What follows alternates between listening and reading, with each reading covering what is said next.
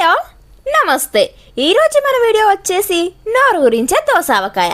And మీరు ఇదే first time మన ఛానల్ని చూస్తున్నట్లయితే ముందుగా సబ్స్క్రైబ్ చేసుకుని బెల్ ఐకాన్ అయితే క్లిక్ చేసేయండి. ఎందుకంటే నేను చేసే ప్రతి వీడియో మీ దగ్గరికి రీచ్ అవ్వడానికి అండ్ నేను చేసే ఏ వీడియోని మీరు మిస్ కాకుండా చూసేయడానికి. అండ్ ఈ దోసావకాయకి కావాల్సిన పదార్థాలు: దోసకాయ, ఉప్పు, కారం, ఆవపిండి అండ్ నూనె. అండ్ మీరు వీడియోని అస్సలు స్కిప్ చేయొద్దు, వీడియో లాస్ట్ వరకు చూడండి. అండ్ ఈ దోసకాయ మెజర్మెంట్స్ వచ్చేసి దోసకాయ 300 to 350 grams ఉంటుంది. అండ్ ఉప్పు, కారం ఆ మెజర్మెంట్స్ వచ్చేసి మేము ఈ గ్లాస్తో అయితే తీసుకున్నాము. ఈ tea glass 130 to 150 grams carry చేస్తుంది. కారం 1 గ్లాస్ తీసుకున్నాం. అండ్ ఉప్పు వచ్చేసి 3/4 తీసుకున్నాం అనమాట.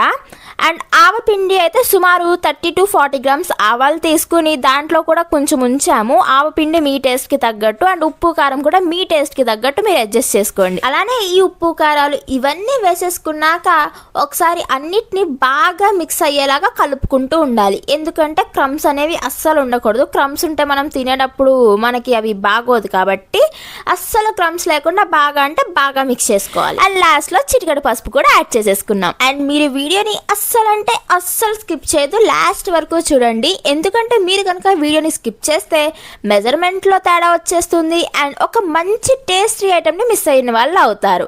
ఆ దోసకాయ అంటే అస్సలు ఇష్టం లేని వాళ్ళు కూడా ఈ దోసకాయని ఒక్కసారి టేస్ట్ చేశారంటే అంతే ఇష్టంగా తింటారు. అలానే మన తెలుగు వాళ్ళకి అతి ప్రీతికరమైన వంట ఆవకాయ.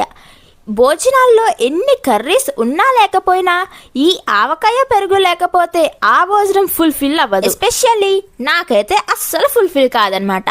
అలానే అమ్మ చేతి ఆవకాయని ఎగ్జాక్ట్గా రీప్లేస్ చేసేది ఈ దోసావకాయ. ఈ దోసావకాయ ఇన్స్టెంట్ అని కూడా మనం చెప్పుకోవచ్చు. ఎందుకంటే 5 to 10 minutesలోనే ఇన్స్టెంట్గా రెడీ అయిపోతుంది ఈ దోసావకాయ. ఈ దోసావకాయ ఇమీడియట్టే కాకుండా హెల్త్కి హెల్త్ సేవ్ అవుతుంది అండ్ మనీకి మనీ కూడా సేవ్ అవుతుంది. ఎందుకంటే ఇది హోమ్ మేడ్ ఆవకాయ. బయటకు దాటికంటే బయట వాటిని మించే టేస్ట్తో ఉంటుంది ఈ దోసావకాయ. అలానే ఫంక్షన్స్ అప్పుడు మనం ఆవకాయ ప్రిపేర్ చేసుకుంటాకి క్రిస్పీగా కూడా బాగుంటుంది.